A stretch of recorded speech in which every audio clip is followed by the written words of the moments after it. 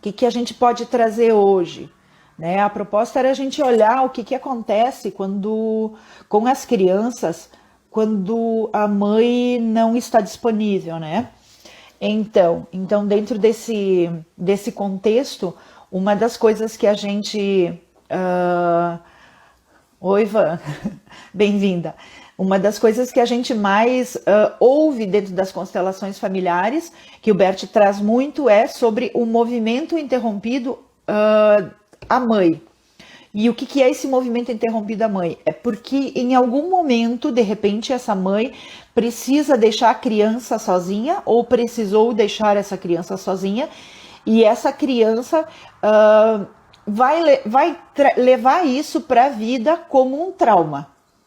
Mesmo que seja por pouco tempo, por alguns momentos, a mãe precisa se ausentar, a mãe precisou se ausentar para ir ao trabalho, ou porque levou a criança para a escola e a criança de repente não compreende isso. Então, percebe-se que dentro do movimento interrompido à mãe, as crianças elas podem desenvolver traumas que vão levar para o resto da vida.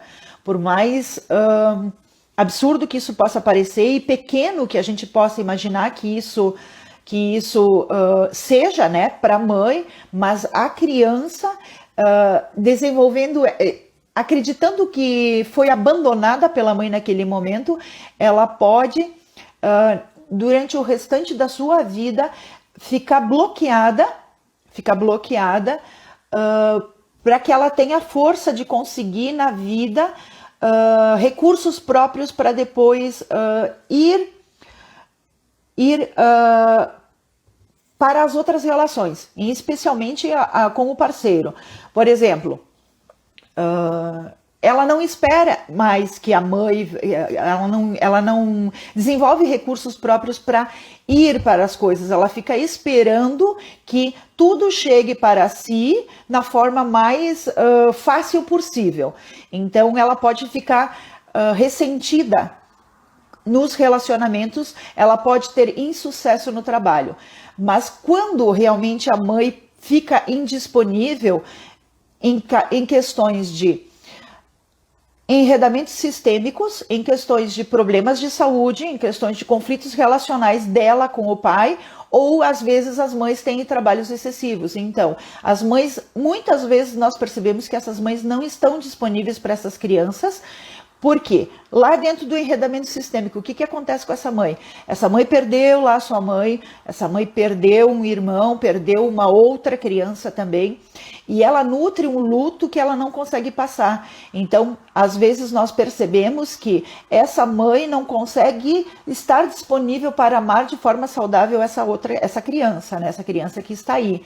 E ela não estando disponível para essa criança pode se sentir abandonada, desvalorizada, ela com desafetos, e ela pode, ao longo da sua infância, lá no primeiro estágio de desenvolvimento da infância, que é até mais ou menos os 6 anos, né?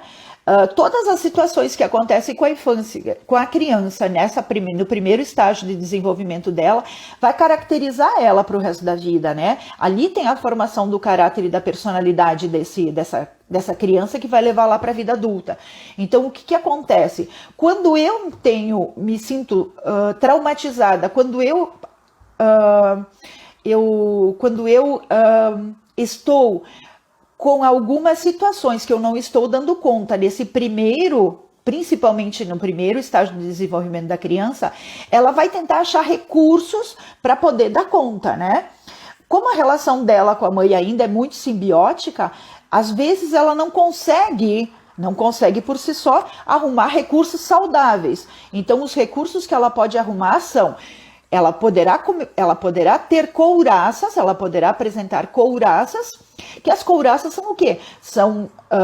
É a minha proteção, né? A minha proteção com o mundo externo. Então, eu posso ficar mais endurecida, eu posso ficar uma criança mais rebelde, eu posso talvez também adoecer por conta disso, né? Porque a única maneira talvez que eu tenha de ter acesso a essa mãe é através de um adoecimento, né? Porque quando eu adoeço, daí a mãe cuida de mim.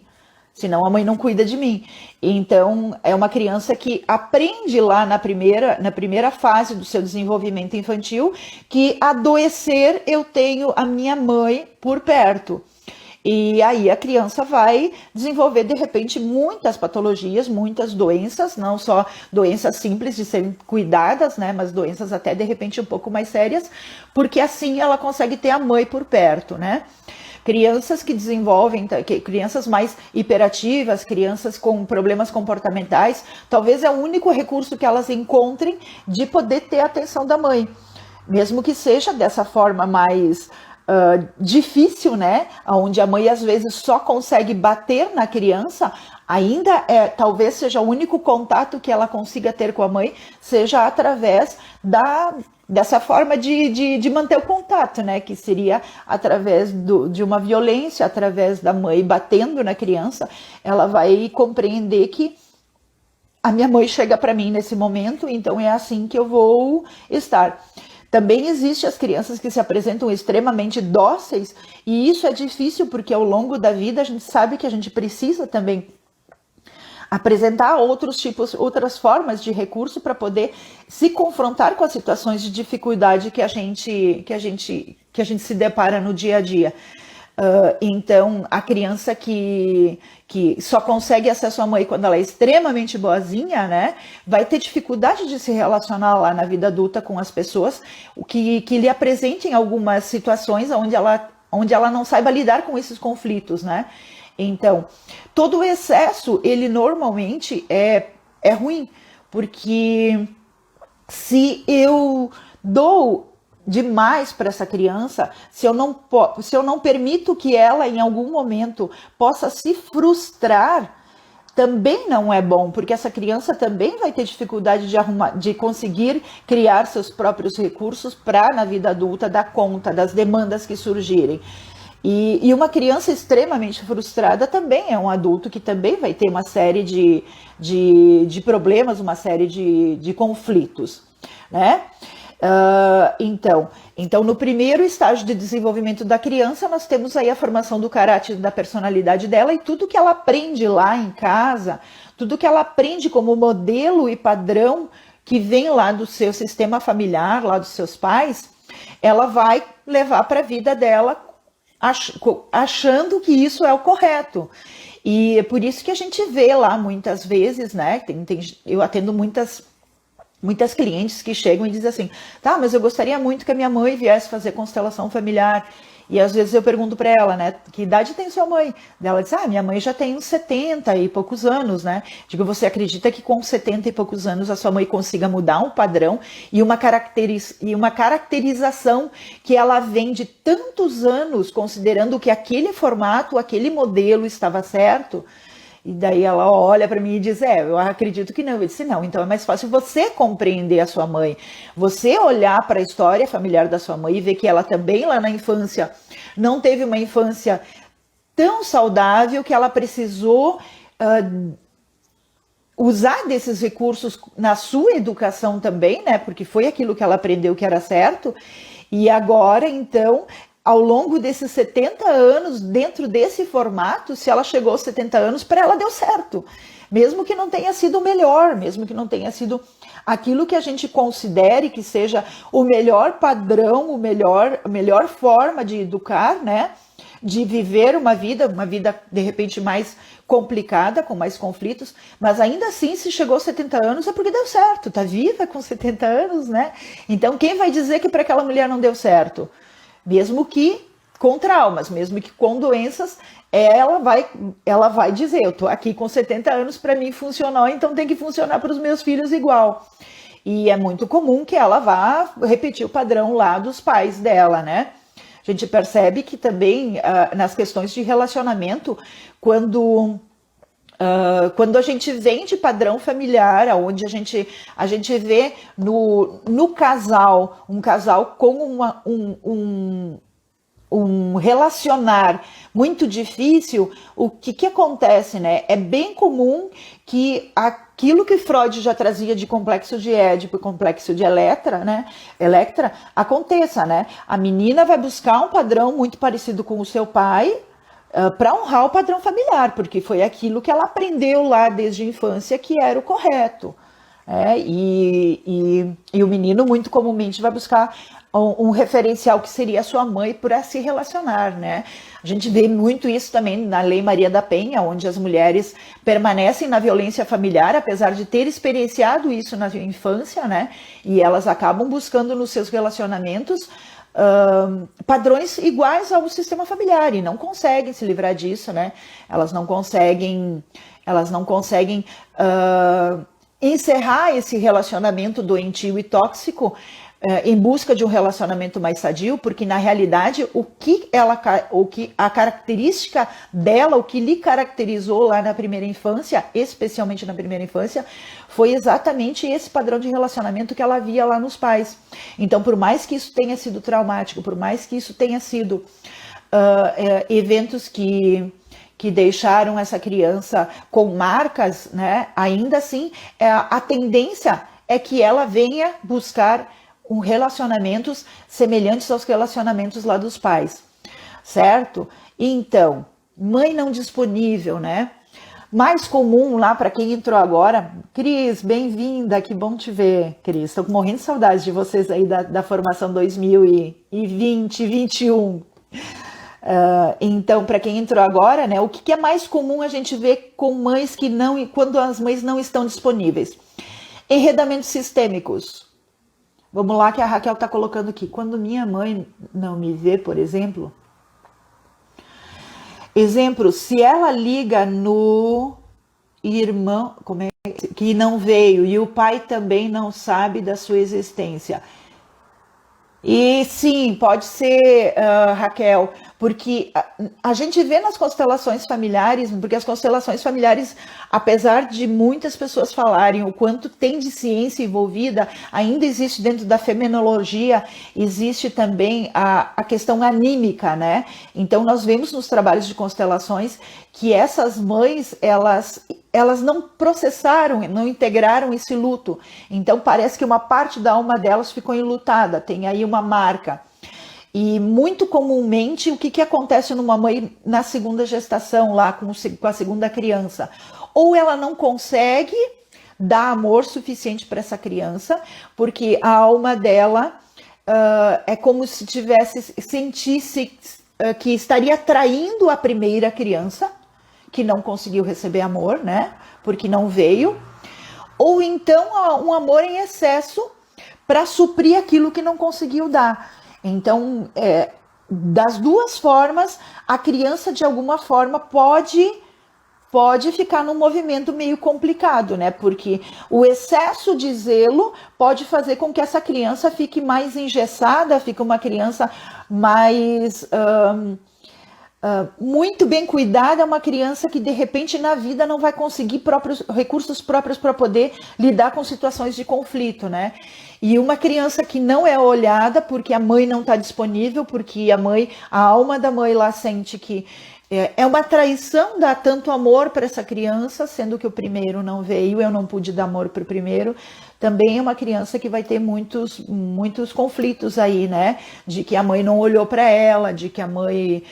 e muito engraçado, pessoal, que muitas vezes o primeiro filho não vem, o segundo vem, a mãe às vezes não consegue olhar, e o terceiro vem, a mãe dá tudo pro terceiro. Então, esse que veio, que seria o segundo, né, que muitas vezes dizem que é o primeiro, até para esquecer dessa perda gestacional, esse aqui, ele vem normalmente com muitos traumas. Tá, mas por que minha mãe, então, dava tanto carinho pro meu irmão e para mim não? Porque a mãe não conseguiu naquele momento, ela ainda não tinha processado o luto, e aquela criança remetia o tempo inteiro à memória daquela perda gestacional. Então, o que acontecia com aquela mãe, né? Meu Deus, eu olho para esse bebê, eu lembro daquela dor que eu senti quando eu perdi o anterior. Então, o que ela faz? Normalmente ela substitui um pelo outro, porém, ela se sente traindo o primeiro quando ela dá carinho e dá amor. Então é muito comum que aí se instale um conflito relacional da mãe com essa segunda criança, com esse segundo bebê. Raquel, eu não sei se eu respondi a tua pergunta. E eu gostaria que vocês fossem me mandando perguntas aí também para a gente poder ir trocando, né? E então, falando sobre os enredamentos sistêmicos, isso é um enredamento sistêmico da mãe. A mãe às vezes não consegue também, por enredamento sistêmico, dar amor para essa criança, né? Porque ela também não recebeu lá da mãe dela, isso também é um enredamento sistêmico, né? A mãe está com algum problema de saúde, a mãe fica indisponível para essa criança, e a gente vê que a função dos pais, né, de ambos os pais, pai e mãe, é lógico que ambos têm que estar presentes, né?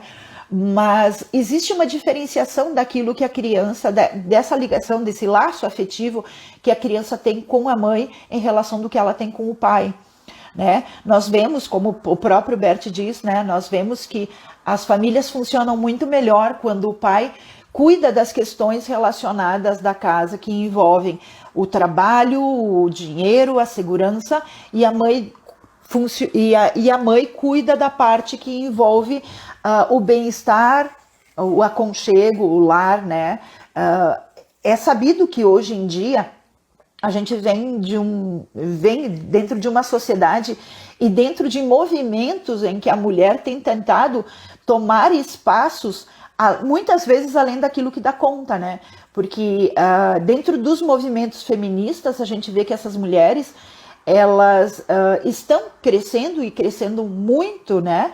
Porém elas não largaram aquilo que seria a função delas lá de tempos passados, né? Que seria a mulher mais do lar. E hoje eu acredito que se a gente fizer uma enquete, até eu não ouvi, teve uma prof minha que fez uma enquete sobre isso, né? Perguntando, né, qual é o lugar da mulher, ou o que uma mulher hoje precisa realmente, né? E eu lembro de ter respondido nessa enquete que eu acho que o maior conflito que uma mulher hoje encontra é dela saber qual é o lugar dela, né? Porque a sociedade preza por uma perfeição, a sociedade preza que a mulher hoje empreenda, que a mulher ainda tenha sucesso, que tenha todas as condições de estar no mercado de trabalho, competindo diretamente com os homens, né, de forma igual, e ao mesmo tempo essa mulher ainda demanda de todas as questões que ela tem lá em casa, né, por permanecer naquele papel de ser mãe, de ser esposa, de ter que cuidar, porque esse cuidado com a casa, esse toque que nós temos, né, ele é muito mais... é diferente, né? Quando uma mulher mexe, quando uma mulher decora uma casa, quando uma mulher cuida das coisas. Então a mulher na realidade, e com os filhos, né? Então a mulher na realidade ela não largou de nada, muito pelo contrário, ela tá agregando atribuições para ela.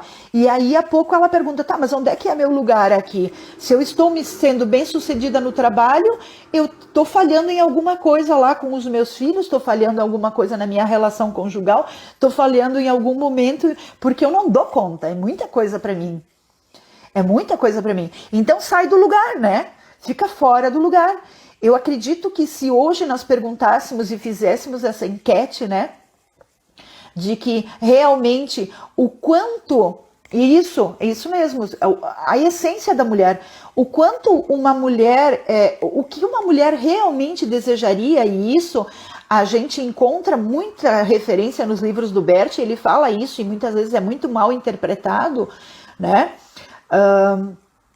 A gente ouve nos livros dele, lê nos livros dele e ouve ele falar, né, de que uma mulher, qualquer mulher que seja, no momento que tiver um homem que diga, eu cuido de você, você pode descansar, ela diria sim. É exatamente disso que eu estou precisando. Eu estou precisando ser cuidada e ficar simplesmente aqui no meu canto, né, cuidando das minhas coisas. Então, há uma imposição dessa sociedade de fazer com que a mulher faça esses movimentos e ela se coloca nessa situação para poder mostrar o quanto é importante, né, diante daquilo que hoje é colocado como um perfil de sucesso, a mídia vem para isso, né, a mídia vem trazendo o tempo inteiro isso, mas o que realmente é importante para você como mulher? O que é importante, e a gente vê que esses excessos que a gente comete para poder ter um lugar dentro da sociedade, né, considerado um lugar de sucesso, às vezes a gente acaba falhando em alguns momentos dentro principalmente com os nossos filhos, né? Porque a gente não dá conta de tudo. Não temos como dar conta de tudo, né? É muita coisa pra gente. E as crianças vão sentir, as crianças vão trazer isso, né? A exemplo disso, eu, quando tinha os meus filhos pequenos, eu trabalhava em 3 turnos, e trabalhava em 3 turnos de segunda a segunda, porque a demanda da minha família naquela época era essa. A gente precisava trabalhar, a gente precisava de mais recursos financeiros para dar conta de algumas coisas que a gente tinha como projeto. Então eu trabalhei por muito tempo, eu acho que foi... Deixa eu só concluir, eu já leio a tua pergunta aí, a tua colocação, Cris. E eu trabalhei por muito tempo, por uns 10 anos eu trabalhei nesse ritmo, né? De segunda a segunda em 3 turnos. E eu tive meus filhos, em especial meu segundo filho, com muitas questões, né? Ali na primeira infância e segunda infância. E se eu soubesse o que eu sei hoje, diante de tudo aquilo que eu estudei, lá atrás, talvez eu não tivesse feito dessa maneira. Mas olha que interessante, né? Eu lembro que eu dizia uma frase, que é uma frase que eu trago sempre, que é: o meu pai trabalhava da mesma forma. Meu pai era caminhoneiro, então ele ficava fora muito tempo, né? E eu me lembro que eu dizia assim: poxa, mas o meu pai também trabalhou muito, meu pai também nunca estava em casa. E a gente se criou do mesmo jeito. E então, olha que loucura isso, né? Acaba que eu repito o padrão lá do meu pai, e se nós formos olhar a minha família de origem, né, teve muitos problemas, né? Problemas de saúde, problemas de várias ordens, como qualquer família também tem, né? Mas essa falta que o nosso pai fez, né, presente na nossa casa, né, foi muito importante para nós. Realmente ficou muito importante. Deixa eu ver aqui. Olha, inversão de papéis. Dar o lugar de cada um na família e no relacionamento. Você teria que fazer uma live só com esse tema. Podíamos fazer junto, né, Cris? Adoraria. Sabe que eu não gosto muito de fazer live assim sozinha, né? Porque parece que eu fico falando meio que pro ar, né? Eu gosto que realmente de interagir, gosto de entrevista mesmo, que a gente pode fazer trocas. Fico muito mais à vontade. Até gostaria que vocês me desculpassem se em algum momento eu não ficarei muito à vontade, porque prefiro fazer com entrevistas. Você poderia também dizer que se refere ao empoderamento. Você poderia dizer também que se refere ao empoderamento masculino, já que muitas vezes tomamos papéis que seriam masculino? Sim, Cris. O que acontece, né? Muitas vezes, aí também tem uma questão que é muito, muito interessante, porque a gente vê que há uma repetição de padrão que já vem de lá. Se a gente vem com um feminino muito empoderado, é muito difícil que essa filha não vá buscar um pai, um marido, né? Com um perfil parecido com o do pai. E ela se torne mais parecida com a mãe. Né? A gente vê muito uma desvalorização do masculino também em muitas questões, em muitas famílias, né? As mulheres vêm com uma força assim muito grande, porque elas realmente, as mulheres realmente têm muita força, né? E elas Bert trazem alguns livros também, e João Garriga Bacardi também trazem alguns livros isso. Até tem uma frase num livro, uma citação num livro do João Garriga Bacardi, que eu acho que é Um Amor que Nos Faz Bem, que ele diz assim: as mulheres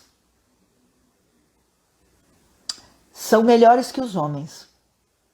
Olhe, preste bem atenção para a gente não fazer confusão. As mulheres são superiores que os homens, diz ele. Mas elas, para poder se relacionar com os homens, elas precisam admitir que elas precisam dos homens. Senão uma mulher não se relaciona com os homens. Porque quando uma mulher, diante da sua superioridade ao masculino, porque uma mulher é aquela que é o canal onde a vida pode realmente acontecer. Né? Uma vida não pode acontecer dentro de um homem, né? Então, se uma mulher que sabe, obrigada, Márcia, que sabe o quanto ela é importante e o quanto um homem necessita dela para que a própria genética dele possa ser passada adiante, né? Ela pode olhar para esse homem e ver que sem esse homem, ela também não consegue gestar essa criança, porque quem nos coloca dentro de uma mulher é um homem. É somente através de um homem é que uma mulher consegue ser superior a um homem na questão de poder ser o veículo de vida. Então, é muito lindo ouvir João Garriga Bacardi falar sobre isso, né? Sobre essa questão de que aí nós podemos dar certo também como casal. Olha, já estou indo para um viés completamente diferente, né? Aí nós podemos dar certo também como casal. Quando eu sei que dentro daquilo que eu sou como mulher, com a força que eu tenho como mulher, que dou conta de tantas coisas quantas normalmente um homem não pode dar conta, ainda assim eu preciso desse homem. Então, o precisar de alguém não é nós estarmos incompletos, né? Nós somos inteiros como indivíduos e a nossa inteireza nós conseguimos lá atrás com o nosso pai e com a nossa mãe, com mais ninguém. Então, nós somos inteiros como indivíduos que somos, porém nós necessitamos do outro que é diferente daquilo que nós somos. Essa é a melhor definição para relacionamento de casal. Eu sou um indivíduo inteiro e a minha inteireza vem a partir daquilo que eu consigo tomar lá do meu pai e da minha mãe, sou eu inteira, mas eu sou diferente do outro inteiro. E sendo diferente, ele pode me dar coisas que eu necessito e eu posso necessitar coisas dele que eu não tenho pela minha diferença. Então, essa é a melhor definição que nós temos para dois inteiros que se completam. Gostou, Tati? Lindo, né? Isso é João Garriga Bacardi. É maravilhoso. E eu acho que aí é que começa a gente perceber que a gente não é maior que o homem. Porque a gente precisa dele. A gente precisa desse homem. E precisando desse homem, a gente se dá conta das nossas limitações como mulher, e ele se dá conta das limitações dele, e eles se dão conta muito mais do que nós, tá, pessoal? Me desculpem as feministas, tá? Mas eles se dão conta muito mais. Tanto é que a gente vê que, normalmente, homens não permanecem sozinhos depois do término de um relacionamento. Eles vão em busca de uma companheira. Eles têm essa humildade de reconhecer que eles precisam de uma mulher para poder funcionar melhor. Mas a mulher, não, eu não quero mais homem, eu não quero mais nem saber de homem, chega de homem na minha vida, eu me viro sozinha, não preciso mais de ninguém, nunca mais quero homem na minha vida, porque eu me basto. Isso é uma arrogância enorme, é uma arrogância muito grande. A gente precisa sim se relacionar, a gente precisa se relacionar com outras pessoas sim. Porque no se relacionar a gente dá continuidade ao que é vida. A vida é feita de relacionamentos, somos seres relacionáveis. Gente, eu tô indo para um outro viés que não tem nada a ver com aquilo que era o tema da nossa live. É que o campo vai abrindo, né? E conforme o campo vai abrindo, é o que vai surgindo aí. Mas também isso tem muito a ver, sim, né? Porque o que acontece com essa criança, né? Na hora que esse casal aí não tá se encontrando, certo? O que acontece com essa criança diante de uma mãe que se sente assim, a rainha da cocada preta, né? E que desvaloriza esse homem, tá? Se for uma menina, ela vai provavelmente repetir o padrão da mãe, vai desvalorizar os homens. É muito difícil que ela consiga se relacionar de uma forma saudável, né? Não vai ter humildade nenhuma para reconhecer que ela precisa de um companheiro, né? Para poder ser mais completa na vida, né? Não deixa de ser inteira, né? Mas pode ser mais completa. E se for um menino com um pai desvalorizado, é muito comum a gente ver que ele pode desenvolver alcoolismo. Aí é que está a questão do alcoolismo que tantas pessoas perguntam. Como é que funciona essa questão do alcoolismo, Nath, né? Que o Bert fala que é falta de pai. Não é necessariamente que o pai esteja ausente, né? Prestem bem atenção. Não é necessariamente que o pai esteja ausente, mas o Bert traz muito claro nos livros dele que quem toma da bebida é porque não pôde tomar do pai. E o que significa isso? Significa que muitas vezes essa mulher se acha tão suficiente, tão autossuficiente, que ela acaba desvalorizando esse homem e dizendo para ela, mesmo que não falando, ela acaba dizendo para essa criança: só o que vem de mim é que é bom, o que vem do teu pai não presta. Então, ele não pode tomar do pai, porque a mãe lá tá atestando, né, de que o pai é um incompetente, que o pai é um fraco, que só ela pode, né? E aí é muito provável que esse indivíduo venha se tornar um alcoólatra. Então, os vícios, em geral, têm a ver com a falta de pai, mas não necessariamente a ausência do pai, e sim eu não poder tomar o que vem do meu pai, tá? Então, mas o que é essa história, então, Nath, de mamãe olha para mim, né? É que essas... Adriane aí. É isso aí mesmo, Adriane. É bem essa aí a visão sistêmica para as questões de vício, tabagismo e alcoolismo. Porque a drogadição já vai para outro viés, já vai para um outro viés, que é a ideação suicida. Então, o que é isso de mamãe olhe para mim, né? Isso é o grito de socorro dessas crianças, né? Quando as mães não estão disponíveis, né? Então, é muito bom a gente ficar atento ao que está acontecendo com essas crianças, porque essas crianças vão trazer diretamente o que está acontecendo no seu sistema familiar. É muito incrível a gente trabalhar constelação familiar para crianças. Aí a Vicky está perguntando, e quando o pai é quem não procura a criança, Nath? Vicky, ali tem enredamento sistêmico, né? Isso pode ter certeza, por parte do pai tem enredamento sistêmico. Então, da tua parte aí, da parte da mãe, né? Falando assim, da parte da mãe, é importante a gente sempre deixar disponível aquela criança para amar o pai, mesmo que o pai não esteja presente. Isso não significa que essa criança não venha sentir falta do pai e talvez não venha ter, sim, alguns sintomas pela falta do pai.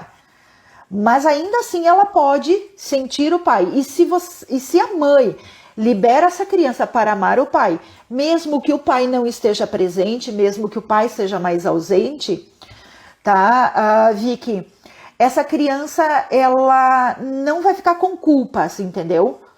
Isso é muito importante, porque outra coisa que é muito, muito bom a gente trazer, muito importante a gente trazer, é que 90% da alienação parental quem faz é a mãe, justamente por causa daquilo, porque eu gesto essa criança, eu nutro essa criança com meu leite, eu troco a fralda, os maiores cuidados são os meus, então a criança ela é minha. Então a mãe exclui o pai. Ela exclui o pai e a gente vê isso assim na grande maioria das situações. Porque a mãe acha que a criança é só dela, né? Então, é importante a gente poder permitir que a criança, independente daquilo que o pai é, entendeu? Que ela possa amar o pai. Mesmo que ele não seja aquele exemplo de pai que a gente gostaria, né? Aquele pai que de repente esteja mais presente, mais cuidadoso, que ele dê conta no mínimo com as condições, com as questões financeiras, né? Que envolvem essa criança e que essa criança necessita. Mas com certeza absoluta, tem um enredamento sistêmico desse pai que não pode olhar para essa criança. O que é, eu não sei, Vicky, mas tem um enredamento sistêmico que eu não sei o que é. Ele pode ter perdido uma outra criança e não sabe, ele pode saber dessa outra criança também, né? Pode ter questões e conflitos relacionados ao próprio pai, o que é mais comum, né? Então, se eu não recebi do meu pai, o meu padrão é esse, eu também não vou dar para esse meu filho. É o mais comum, é a repetição de padrão. Daquilo que a gente recebe, a gente dá. né? Tem até uma citação que diz assim, que se você colocava uma taça e várias taças embaixo, né? Quando você colocar a água, o que vai descendo é aquilo que está lá em cima, né? Não tem como descer algo um pouco diferente daquilo, né? A gente é que vai aprendendo com a vida que assim a gente não funciona direito, então a gente precisa às vezes fazer algumas coisas um pouco diferente. Babi, sim, vai ficar salva lá no vai ficar salva sim na minha timeline, sim, a live, sim. Não tem problema nenhum. Eu vou pedir então quem pode trazer mais perguntas aí pra gente poder ir trocando, tá? Que eu prefiro. Eu gosto de poder olhar para algumas coisas que vocês podem me trazer. A Tati traz aí, os pais não precisam dos filhos, mas os filhos sim precisam dos pais. E sim, exatamente. É isso. O rio não corre para trás, né? Na realidade, a gente é muito isso, entendeu? O rio é sempre lá de trás, né? É uma cachoeira, né? Então a gente vai recebendo aquela água dessa cachoeira, a gente vai bebendo dessa água, mas o que a gente pode fazer? A gente pode colocar uma peneirinha aí, né? Vamos ser esperto, porque se a gente recebeu lá atrás aquela água daquela cachoeira e a gente viu que, não sei, estava um pouquinho ruim, não estava tão bom assim, mas ainda assim foi o que matou minha sede, né? A gente pode filtrar essa água, a gente pode ferver essa água. A água permanece a mesma, né? Mas ela pode ter um filtro. E aí é quando a gente vai dar essa água para essa criança, né? Que a cachoeira passa adiante, essa água passada adiante nessa cachoeira é uma água fervida, é uma água que tem um filtro. Continua sendo a mesma água do mesmo rio, da mesma cachoeira, mas com um filtro, né?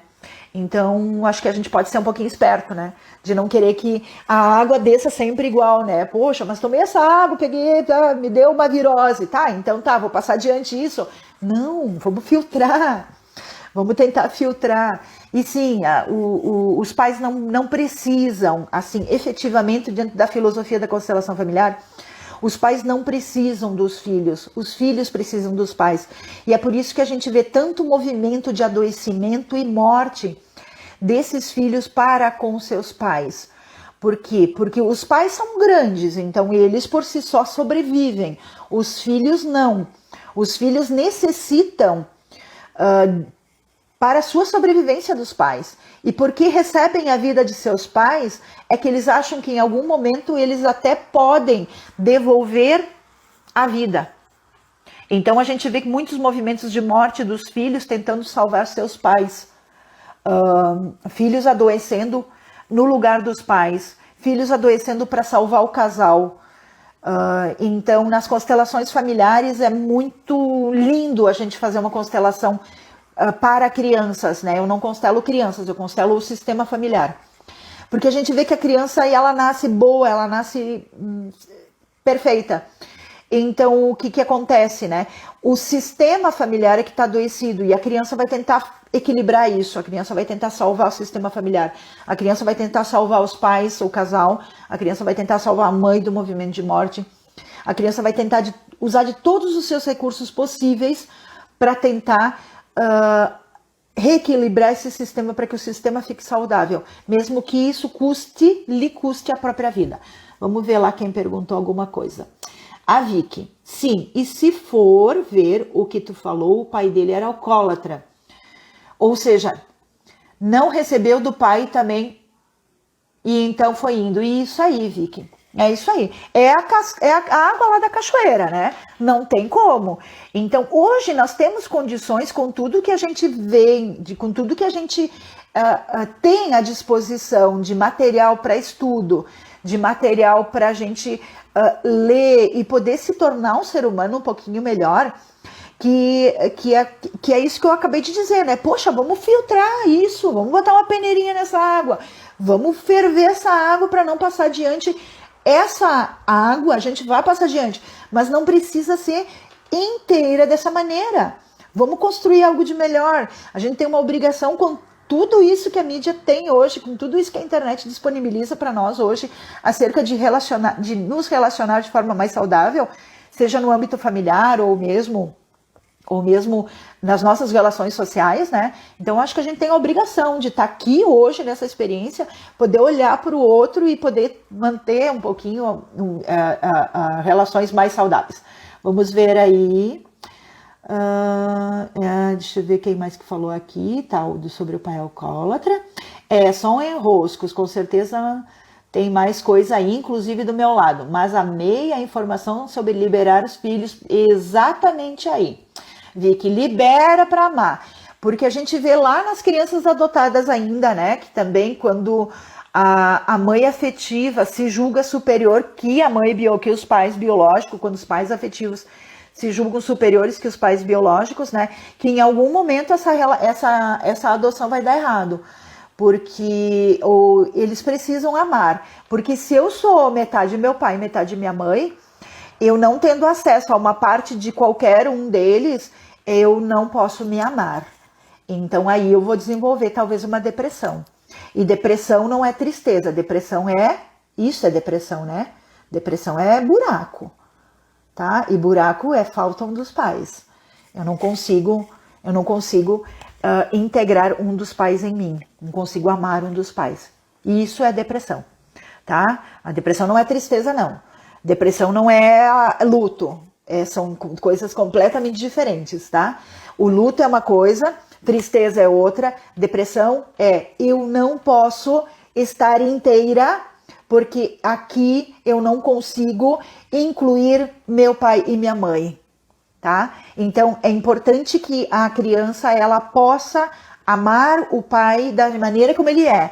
E assim, a questão, outro dia até veio uma questão sobre julgamento, né, que a gente diz que veio à tona, e eu até atendi uma cliente que veio com muito julgamento sobre a mãe dela. E eu deixei ela julgar, né, deixei ela julgar e fiquei só observando e tal.